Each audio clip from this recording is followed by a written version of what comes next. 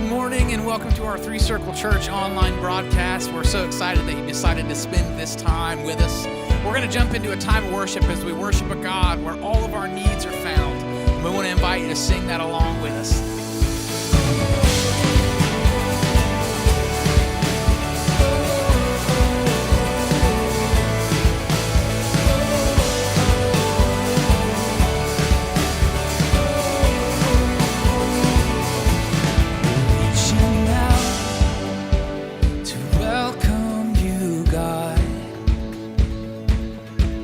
Fill this place again with your song and flood our thoughts with wonder and awe. Give us a great glimpse of a never-changing God. Let's sing it. All we want and all we need is found.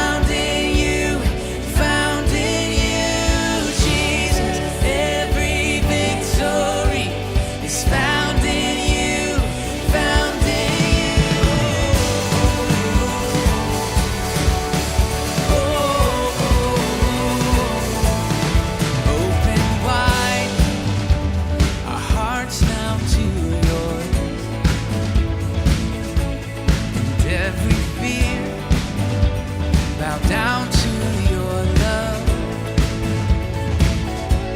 then we would see like never before, and give us a great glimpse of a never-changing God. All we want and all we need is found in you, found in you.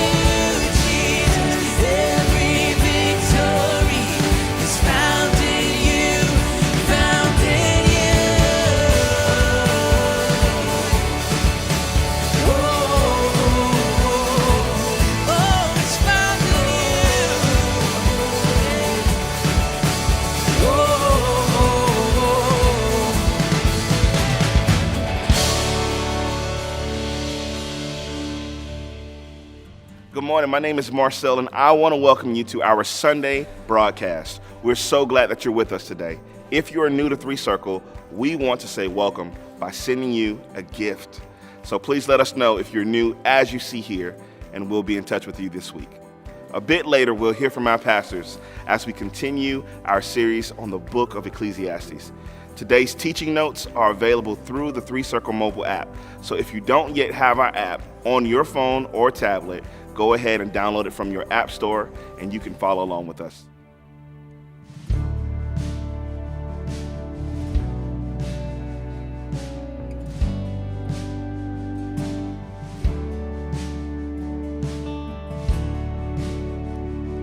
Let's make these words our prayer, the cry of our hearts today. Sing this with us. Be thou my vision, oh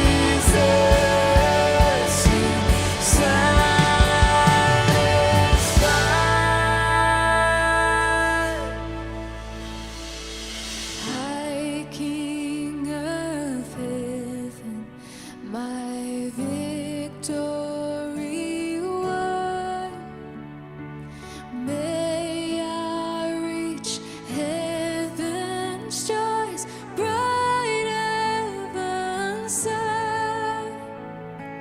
Heart of my own heart, whatever before, still be my vision, oh ruler of all. Still be my vision, oh ruler of all.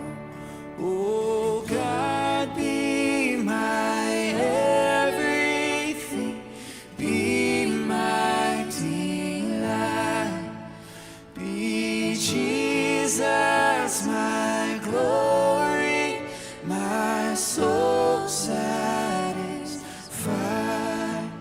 Oh God, be my everything, be my delight, be Jesus my glory, my soul satisfied.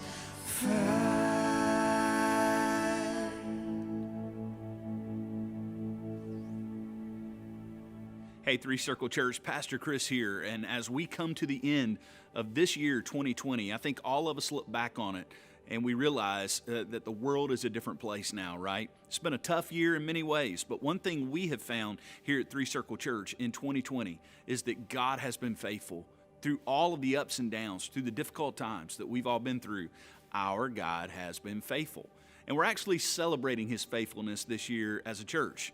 20 years of this church's existence. We have watched God do more than we could have ever imagined. And now we have begun the 20 More initiative, where we're looking at the next 20 of what God is going to do. And we couldn't be more excited about what we believe is going to happen in the future of this church.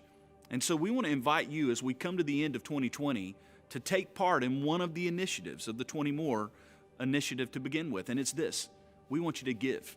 We want you to join us in giving. Listen, I'm not going to ask you to do anything that I'm not going to do. My family and I, we are praying together right now on what our year-end giving is going to look like at 3Circle Church. We want to sacrificially give. We want to give above and beyond because we believe deeply in what God is going to do here. And I want to invite you to do the same. I love the Christmas season. I love the end of the year. And I think many of us are really excited about 2020 getting behind us. But I don't want us to let this opportunity pass us by. I want to invite you to prayerfully think through and make a decision about how you could be a part of being generous and giving at the end of the year here at 3Circle Church. It will be a time for you to not only reflect on all the things that you can do at Christmas time to make your family comfortable and happy and others, but also what you can do at your local church. To be generous, to be faithful, to be obedient. God calls us to give, and let us, as we give at the end of 2020, remember that we are reflecting the image and the character of our God, who is the great giver Himself. He gave His only Son. We will celebrate that this Christmas season. So as we celebrate, I want to invite you to join us and also give. We're going to celebrate, we're going to give, and we're going to look forward to what God is going to do in the future. So join me as we give to the 20 More initiative at 3Circle Church.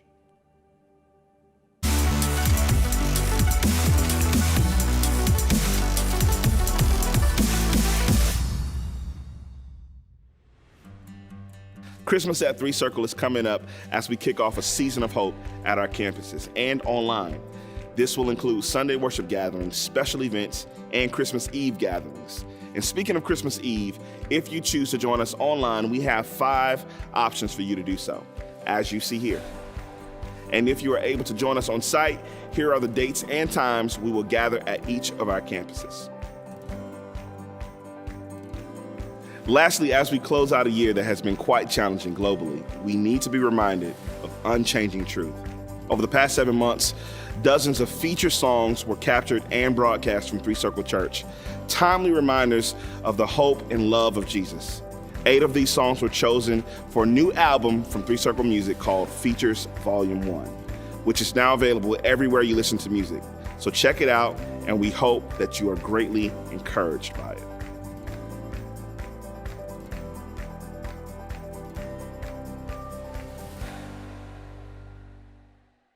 Hi, everybody.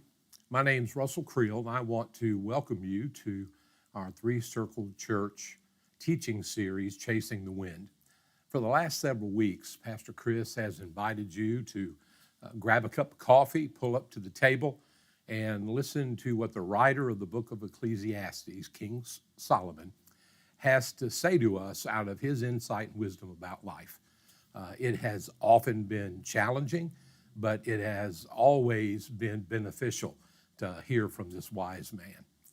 This week, we're going to look at Ecclesiastes chapter 7 and see what he has to say to us there. But we need to take note of the fact that up until now, Solomon has talked about this perspective of life called life under the sun. And as he's talked about it, he has said that that type of life is futile, that it's folly, that it's meaningless. Well, by definition, you could say that life under the sun is an approach to life where we act and we think from a perspective that excludes God from the picture. And so it's no wonder that it's a meaningless lifestyle. But in chapter 7, he's going to introduce another way of thinking about life, another perspective on life. And he's going to take the time to compare the two and show us why this new way of living is better than life under the sun. So grab your coffee and grab your Bibles and your devices, pull up to the table, and let's hear what Solomon has to say from Ecclesiastes chapter 7.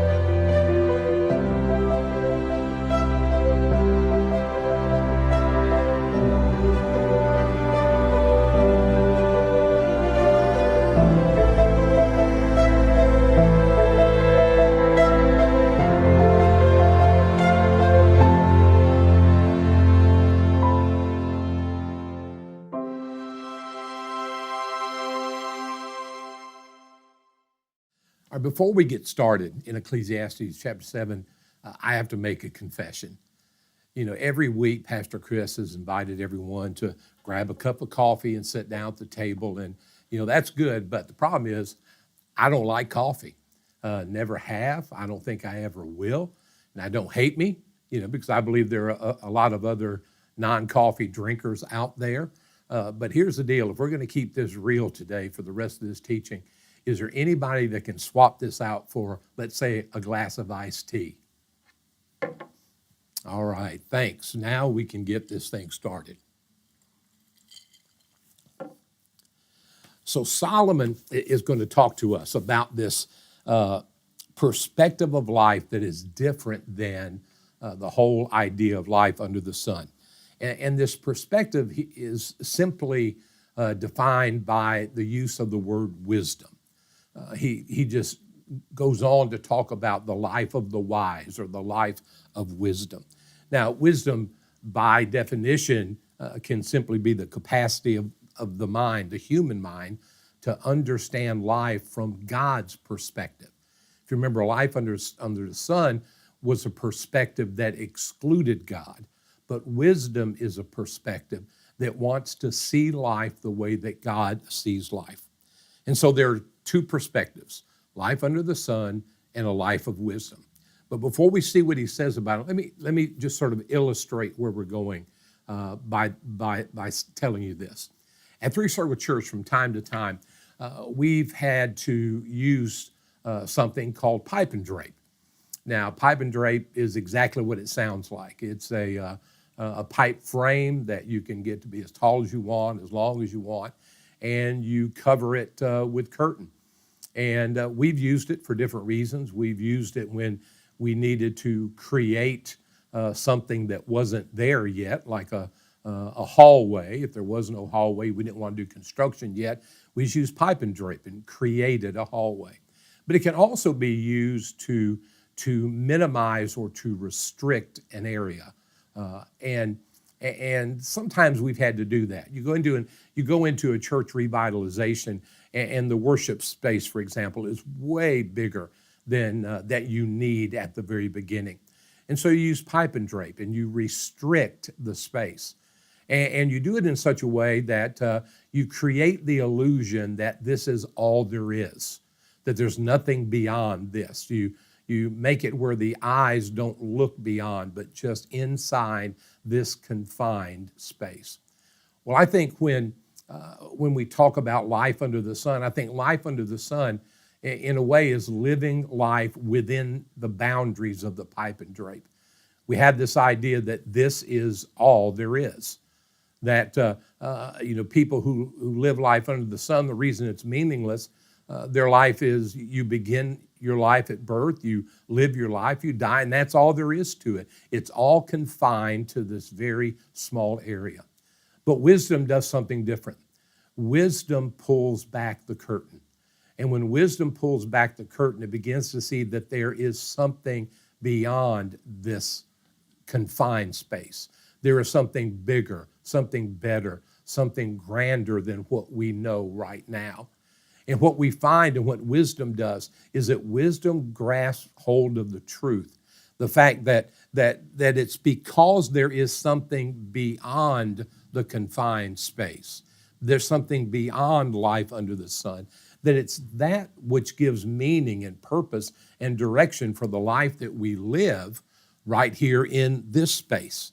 And so Solomon is going to compare those two vantage points, living within the confines of the restricted area or having enough wisdom to know there's something beyond this. So let's see what he says, starting with chapter 7, beginning with verse 1. Just the first half of the verse, has a lot to say to us. It says, a good name is better than precious ointment. Now, some translations will say a good name is better than expensive perfume. The point that he's making is this, that expensive perfume or these precious ointments, they were a sign of wealth. They were a sign of luxury. So if someone walked down the street and you just caught a little hint of one of these fragrances, you would assume right away that individual was someone who was wealthy, that they were someone who lived a life of luxury, that they were someone who must be highly successful. But Solomon says that wisdom has a different standard for measuring success. Solomon says that a good name, a good reputation, that integrity is better than wealth and better than luxury.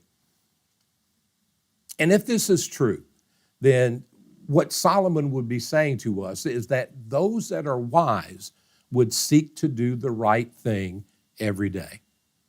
Because how do you build a good reputation? It's the same way as building a brick wall. You just build it brick upon brick upon brick. It doesn't suddenly appear, but step by step, day by day, you're able to build the wall. Well, a good reputation is built the same way. It's living day by day, day after day, doing the right thing. And so doing the right thing every day. But you can also, narrow it down even further than that. Not just doing the right thing every day, but a good reputation could be said to be built by making the next right decision.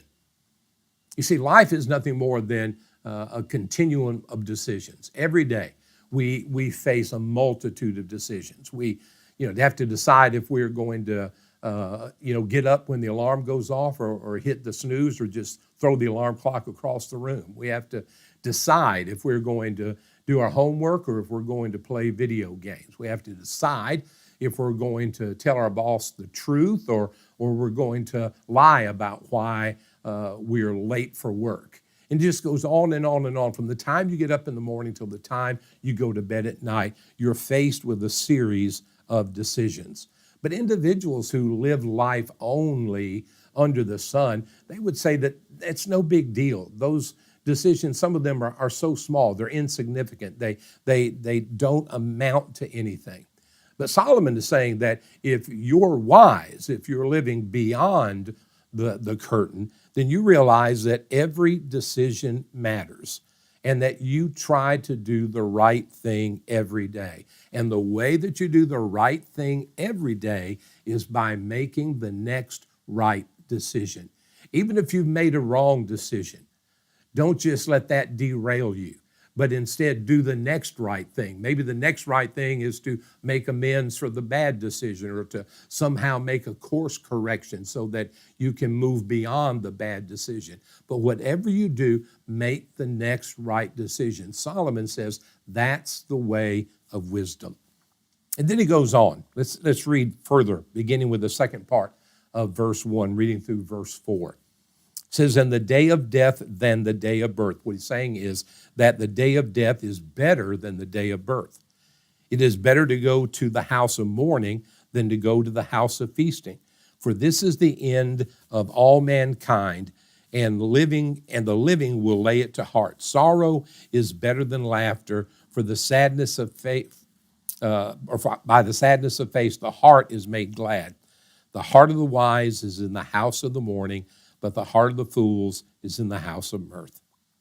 You might remember that last week when Pastor Chris was teaching and was referring to the material that was going to be covered, said it was as if Solomon was going to take us to church. He was going to talk to us about the way, the right way to worship. Well, Solomon's going to take us someplace in this text as well. He's going to take us to a funeral. It's not as exciting as going to church and to worship, but he's going to take us to a funeral. Now, here's why that's important. There are 7.8 billion people on this planet. They're all uniquely created in the image of God, but they all have one thing that is in common. And that one thing in common is that we're all going to die. And Solomon is saying that the under the sun person doesn't really want to think about that very much. They'd rather ignore that topic altogether. But the wise, he says, lay it to heart, or other translations say the wise take it very seriously. And so what Solomon is saying to us is that the wise live every day for the one day, that one day that is at the end of our lives. You see, in verse 4, he says that a wise person thinks a lot about death. Now, some people would think, well, that's sort of morbid if you think about death a lot. But he says that the wise person does think about it because it helps him to stay focused on the way that he lives his life. He says the fool thinks only about having a good time. Another translation of this passage says that, quote, Solomon is saying, it's better to go to a funeral than to go to a party. Now, I don't know about you, but that seems counterintuitive to the way that I think most of the time. I think I would much rather go to a party than to go to a funeral. But what does he mean by this? Well, why do people go to a party? They go to a party to have a good time and to not think. You know, the word amuse, it comes from the Latin, which means to not think. And we do all kinds of things in our lives to not think. And so one of the things we do is we go to parties where we can leave all the important issues of life behind. We don't want to think about them. Now, everybody needs the opportunity to unwind. They need the opportunity to just spend time with family and friends and not to deal with the problems of life, just to set them aside for a while. And that's a good thing. But if that's a good thing, then why does Solomon say that it's better that you go to a funeral than to go to that party?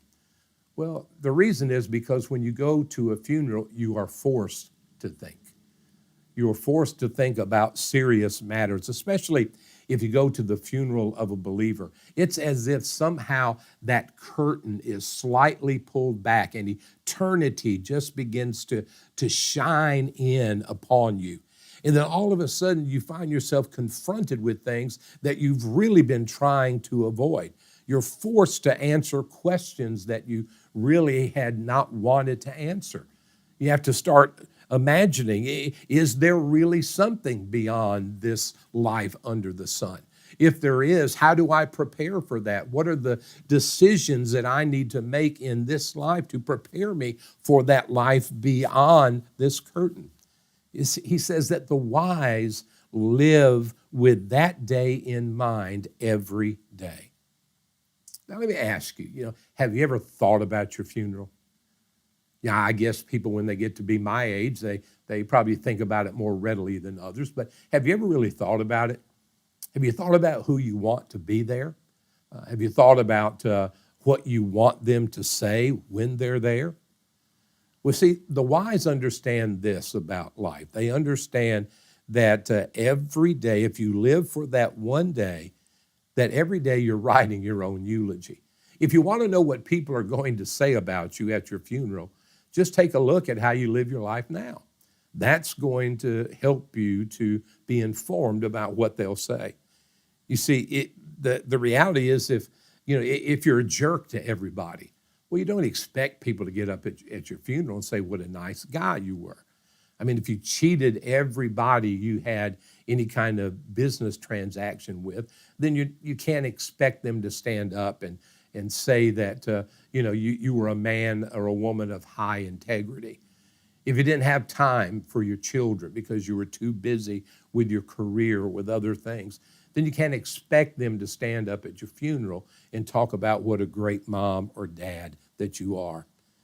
You see, I went to a funeral one time, someone that I knew very well, and knew their life very well. And so we got there and got there a little late, and so my wife and I sat down near the back of the church where they were having the funeral. And the pastor got up and he began to talk, and after a few minutes, it was obvious that he was doing everything he could to say something really nice about the person that was there in the coffin. At one point, I turned to my wife and said, I think we're at the wrong funeral. And which she then whispered to me, I was just about to go down there and look in the casket and see if it was the right person. You see, the reality was that the preacher was doing everything he could to say something nice about the guy, but everybody in that room knew who he really was. And here's the thing, the wise want to live their lives in such a way that when it comes to their funeral, when it comes to the celebration of their life, they don't want people to have to lie about who they were. We need to live our lives in such a way that we're ready when that time comes and people will respect the life that we lived. So let's go on and let's take a look at some more of Solomon's comparison between these two lifestyles. All right, so let's take a look at verses 5 and 6 of Ecclesiastes chapter 7. It says, it is better for a man to hear the rebuke of the wise than to hear the song of fools. For as the crackling of thorns under a pot, so is the laughter of the fools. This also is vanity. Solomon is reminding us that both the wise and the foolish people that are in our lives will always want to tell us what they think and oftentimes want to tell us what we should think. But if we're going to live good lives and if we're going to live lives that are beyond the curtain, then what Solomon is saying is that we need to keep one ear open and one ear closed. Now, my wife tells me that I do this almost instinctively. She says that I can have one ear open toward the football game that's on the television, and I can have one ear closed at the same time toward her while she's trying to talk to me.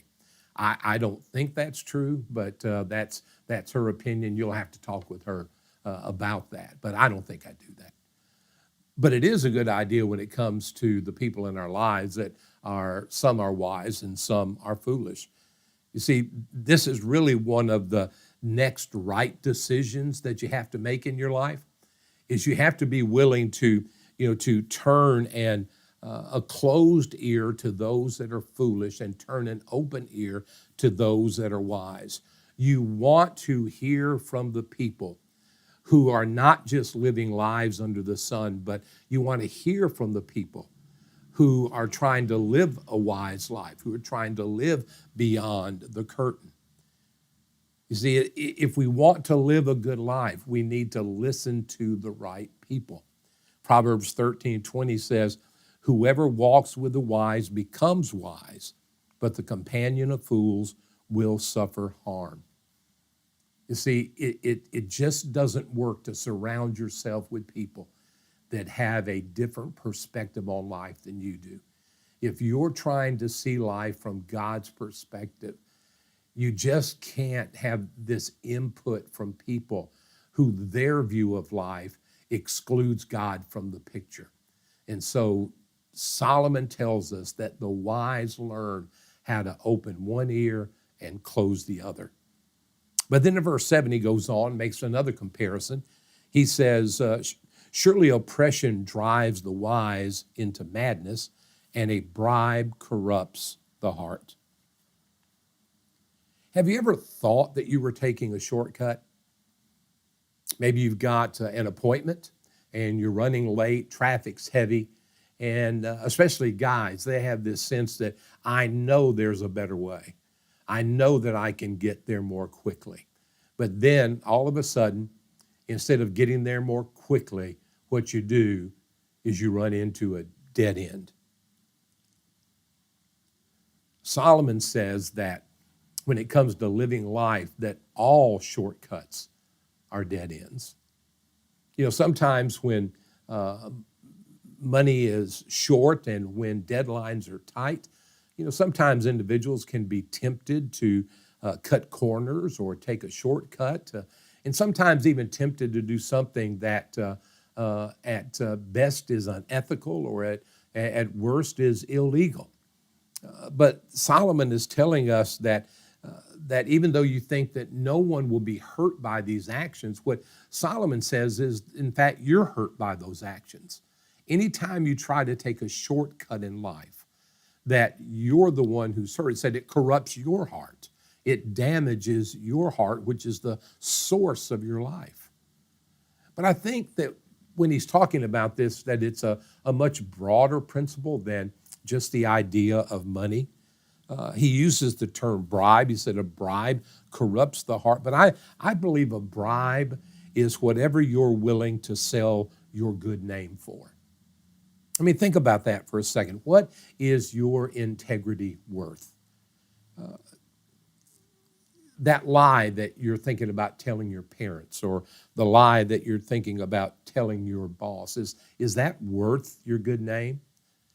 Is that money that you're thinking about skimming off of your taxes, is that really worth your good reputation? What about that affair? That affair that you're contemplating? Is that worth losing the integrity that you have in the eyes of your spouse and your children and your family and your friends? You see, Solomon is challenging us to answer a very hard question. He's challenging us to answer the question, what are you willing to sell out for? What are you willing to sell out for? And what he's saying is that whatever it is that somehow you think this is worth selling my good name, my character, my integrity for, he's saying that it is a bad deal in a beyond the curtain economy. Value your good name. Value your reputation. Don't do anything that will sell out and cause you to lose that. He said that's how the wise live. But then he goes on in verses 8 and 9 of chapter 7, says, better is the end of a thing than its beginning, and the patient in the spirit is better than the proud in spirit. Be not quick in your spirit to become angry, for anger lodges in the heart of fools. He's going to revisit this idea that we're all going to die. He says that the proud person has a good start, but he says that the patient person has a good finish. You know, it's not how you start, but it's how you finish. You see, every kid that's ever gone out for high school football was tough before the pads went on. Great mom in the second trimester of a pregnancy. Every man is an unbelievable mate or husband on the second date. But the reality is that it's not the beginning, but it's the end that counts. And so he says, if the wise are living for that one day that we talked about earlier, he says they live their time patiently because they know that in the middle, you remember Pastor Chris talked about it on every tombstone, there is this beginning date, the date of birth and the date of death, then the dash. And every wise individual who is living for that one day, but right now they're in the dash, they know that in the dash, there's going to be difficulty, there's going to be sin, there's going to be the consequence of sin, but they know that by the wisdom that God will grant them and by God's grace that they will navigate through it and that they'll make it to the end and have something to show for it. And so Solomon says that the wise make the last day their best day. They make their last day the best day. But here's the truth is, though, that none of us know when our last day is going to be. I looked it up. The average lifespan in the United States is 29,000 days. So I did a little bit of math, and I figured out that I have already lived 24,654 of my days. And so the question for me is, will I make it to the 29,000 or maybe beyond? Or there's no assurance of that. I may fall a little short of that, or I may fall way short of that. The truth is, I don't know when my last day will be. So if I'm wise, though, and I'm living for one day, the only way I can guarantee that my last day is my best day is to live every day like it's my last day. To live our lives every day, living faithful to God, loving those around us well, and every day laying the next brick upon the next brick of our good name, regardless of the temptations that come our way. Do that, then our last day, whenever that is, can be our best day. So let's take a look at the last few verses. Okay, in Ecclesiastes 7, verse 10, he says, "Say not, why were the former days better than these? For it is not from wisdom that you ask this." In other words, he says, a wise person isn't always talking about the good old days. I remember several years ago, actually many years ago, I was a young man, and my wife and I were attending a church picnic, and you know, one of the things that you do at a church picnic, a bunch of guys get together and play football. So we were playing football, and I was playing in the secondary, and the guy was covering, the quarterback was throwing the pass in his direction, and I had this thing lined up. I was running full speed, looking back over my shoulder, just knew that I had an interception. And just as I reached my hands out, looking over my shoulder at the ball, I ran right into a pine tree. Those that were there said that I hit it so hard that pine cones fell out of the tree. All I know is that the first thing that I really remember after hitting the tree was being in the emergency room and a doctor shining a light in my eyes. You see, that happened because I was trying to move forward by looking backward. And Solomon is saying in verse 10, you can't move forward looking backward. I mean, that's why Lot's wife turned into a pillar of salt when she looked back while she was walking away from a godless culture. That's why Jesus, in talking about life with God, said it's like plowing a field, and said that you can't plow a straight line while looking back over your shoulder. You know, people are always talking about the good old days, always looking back over their shoulder to somehow bring that into the present.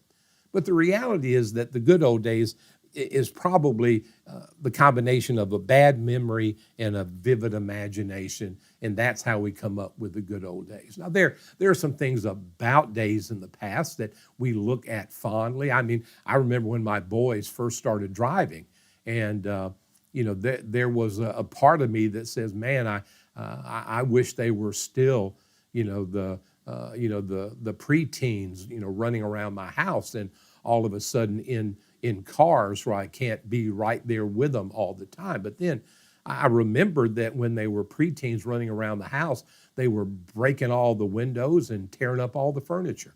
I mean, the reality is that there are some things about the past that are good for us to reflect on and to remember and to be encouraged by. But the problem is that some people are anchored to their past, or they're bound by their past.